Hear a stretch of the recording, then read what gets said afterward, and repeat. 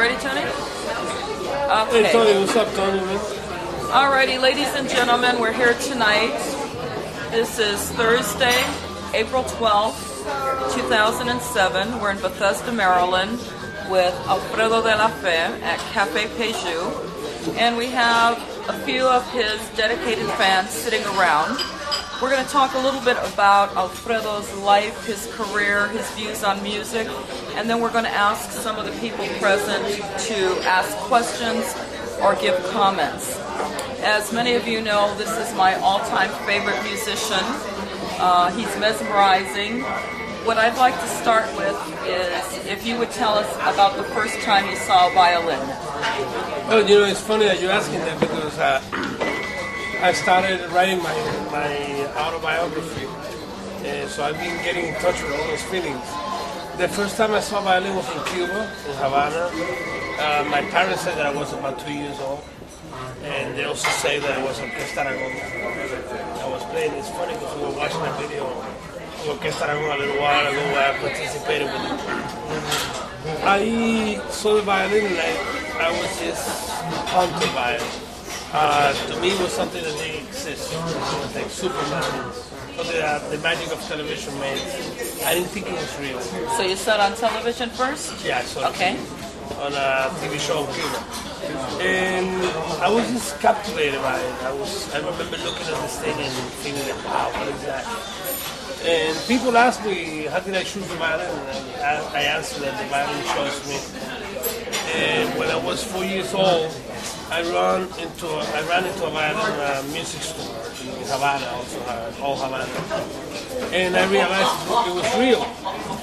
And when I became 6 years old, six and a half, my father showed up with a violin. He came home with a violin he found on the garbage can, and that became my favorite toy. So you saw it first as a toy. And when did you No, begin? I never saw it. When he came home with this violin, it didn't have any strings, anything, and I took a little, you know, the stick in the middle of a coat hanger, and I would make believe that I was playing, and I would hear melodies, even then, and I kept insisting at 16.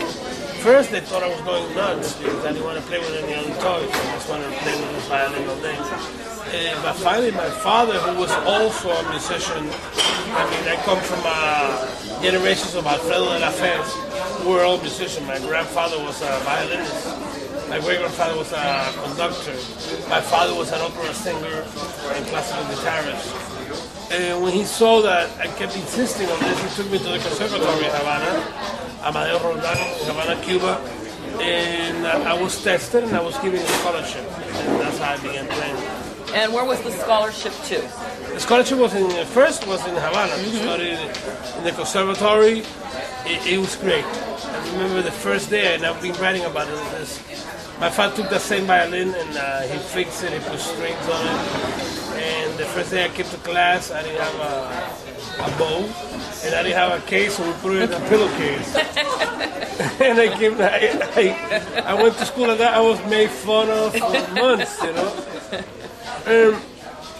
It was strange because then after, when I really had a bow and a case, I became very good at it. A few years later, I won a scholarship, another scholarship, to go to Warsaw in Poland to study.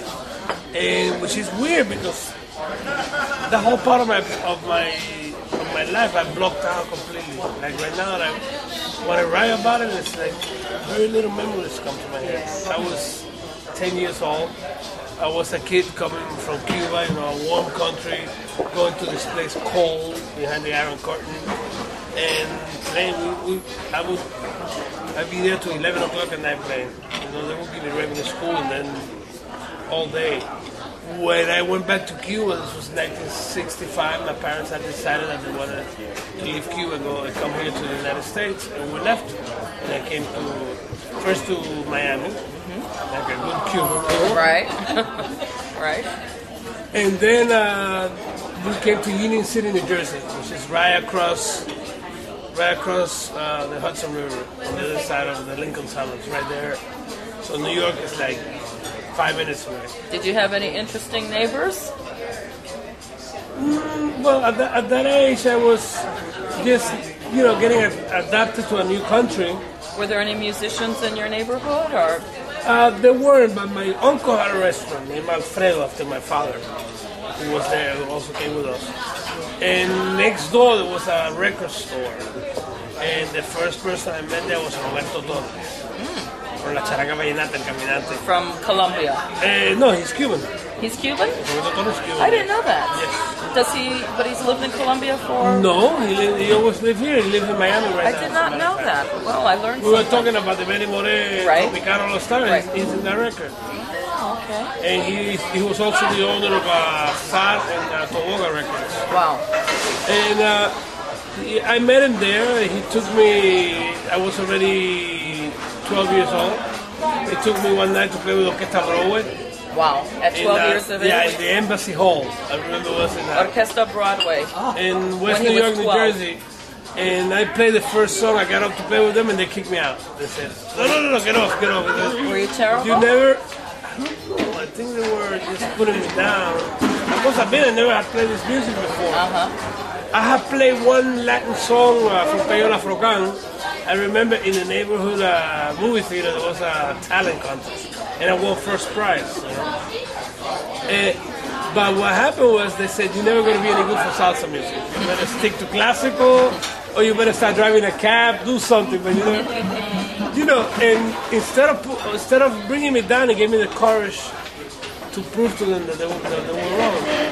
And then it was Pupi Legarreta, the violinist from Fajardo in Fajardo, who took me under the wing and who taught me all the roots about this music. And I don't think it was that bad. You said it was that bad. I wasn't that bad. And later, it was funny because later on, like a few years later, Orquesta Broadway called me to do the violin solos in the record. And they said, that time we heard you play, we knew you were going to be the best. Oh, you're right. Yeah. Of course. I will tell you what I said to them. Thank you. So, when did you begin playing professionally with Fajardo? How old 12 were you? years old. 12? Yeah. And how long did you play with him? With Fajardo, I played for a few years. It was a love-hate relationship because he was my mentor. I respect him a lot. To me, he's the greatest flute player that ever lived in Cuban music. He was such a good flute player. And he really taught me the roots, but he wouldn't let me play one extra note except what was there. Sometimes he would let me take a violin solo, and then he would tell me, hey, you're trying to take the spotlight away from me, It was almost like being in the army, He treated me very strict, which is great. I don't regret it, but then at the end I got fed up with it.